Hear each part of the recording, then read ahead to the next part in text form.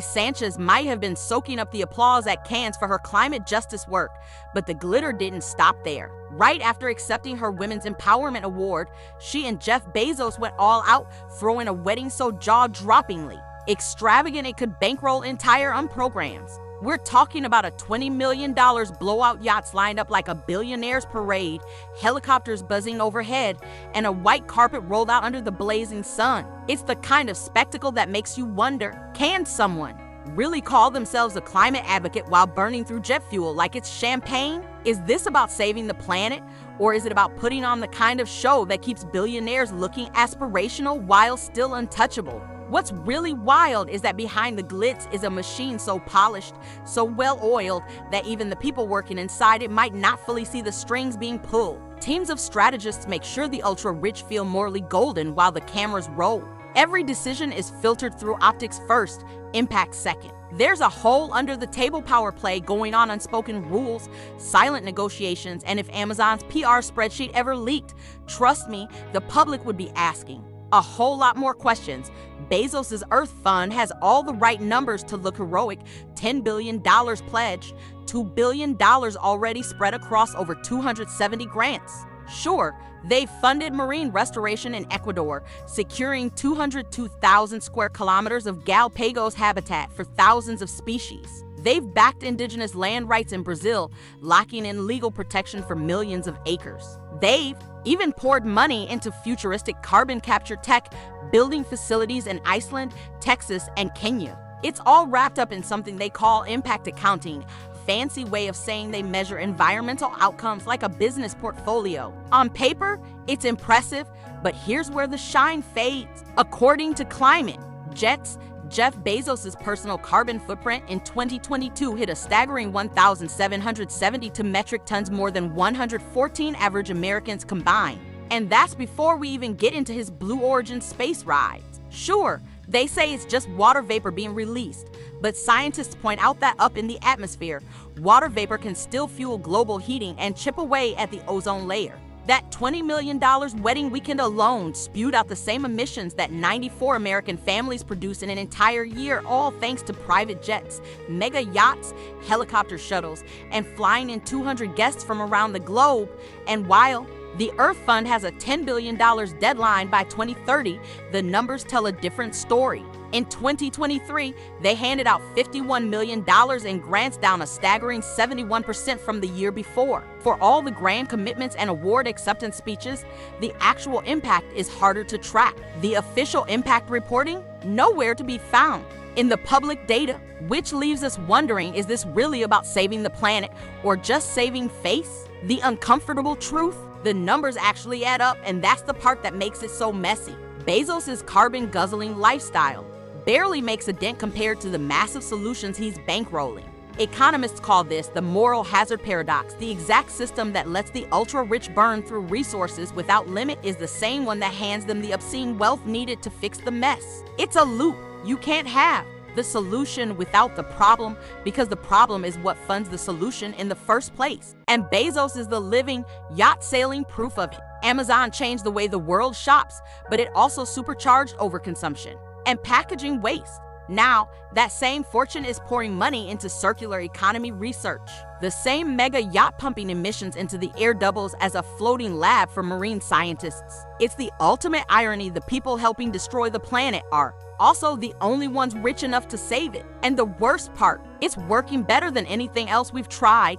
And when the glitzy living proof awards rolled around, guess who didn't get a seat at the table? The people actually proving the point on the ground. Take Nemandi Nankimo, co-founder of the Cibo Alliance. Since 2015, she's been fighting oil concessions in the Amazon, rallying legal action to protect 500,000 acres of rainforest and Warani territory from drilling. She pulled in 378,000 signatures, won a groundbreaking 2019 court ruling for indigenous rights, and set a legal precedent in Ecuador.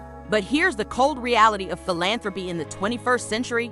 You can be the most effective activist in the world, but without influence, your impact caps out. Grassroots leaders can save thousands of acres. Billionaire donors can save millions. Not because they're better, but because they can write checks with more zeros and pull in other big money players. This is exactly how the machine runs. Bezos' Earth Fund's community action grants handed out over $850,000 in 2024 to 80-plus initiatives in 15 countries. That included funding to Nankimo-Sibo Alliance, helping her scale up territorial defenses, protect nearly 1 million hectares of rainforest, and push for a legal victory that could lock in indigenous land rights for 3.5 million hectares in Ecuador. So no, the indigenous activists aren't being shoved aside, they're being plugged into this billionaire-powered system. But here's where the PR magic kicks in, when Sanchez posts about trekking through the Amazon to her 1.2 million followers. The cause suddenly jumps into timelines that never would have clicked a conservation article otherwise. The celebrity doesn't erase the activists she broadcasts them, and the data backs it up. A Better World study found that celebrity endorsements are one of the fastest ways to supercharge donations. The psychology is simple: people idolize celebrities. If they see them championing a cause, they want to learn more, donate, and align themselves with that movement. But the catch? The performance has to feel real. Sanchez can't just fly and pose for photos and bounce. She has to immerse herself, learn indigenous phrases, join ceremonies, sleep in modest community lodges instead of luxury eco-resorts. The authenticity isn't just branding, it's currency. It earns her credibility with locals and clout with global audiences. The relationship between celebrity and activist becomes a kind of transaction wrapped in partnership. Nankimo gets funding and a spotlight. Sanchez gets powerful content and credibility. The communities get protection and resources. Donors get the satisfaction of funding visible impact.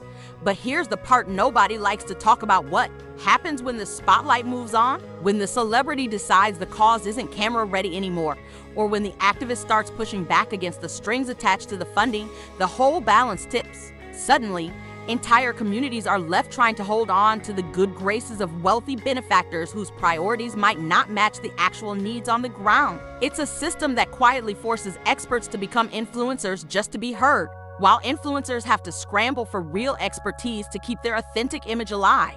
On the surface, it looks like empowerment for everyone, but in reality, it's a closed loop where two power groups boost each other, while the people with the most at stake end up surrendering control of their own narratives. They're no longer deciding what gets talked about or when the people holding the cameras and the checkbooks are. Sure, some voices get amplified, but it comes with a price tag nobody admits out loud. We've somehow figured out how to package wealth inequality in a way that feels heartwarming. And that just might be the slickest, most dangerous innovation of the 21st century. Because make no mistake, this isn't just about charity. It's about branding. Lauren Sanchez's glow up from TV entertainment reporter to global humanitarian didn't happen in the shadows. It unfolded step by step on Instagram, perfectly curated for millions to watch. But here's where it gets shady after. The wedding, all those posts documenting her transformation, gone, deleted, wiped from the grid. Now, tell me that's not suspicious.